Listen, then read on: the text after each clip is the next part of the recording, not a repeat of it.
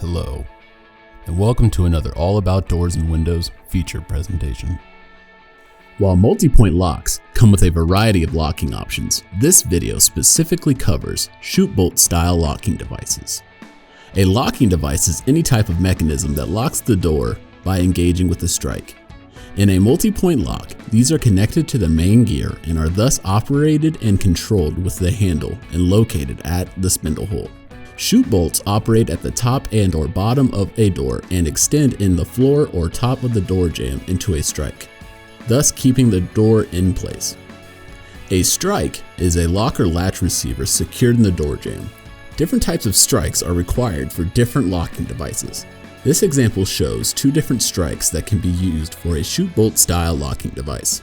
The locking positions on a Shootbolt multi-point lock are at the farthest endpoints of the lock.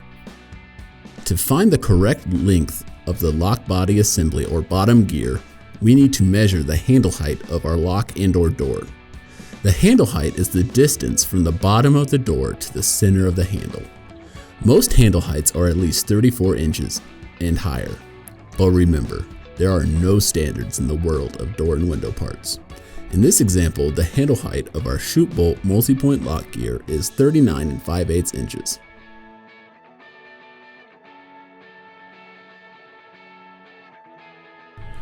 And hey, if you found this tutorial helpful, please remember to leave a like and subscribe.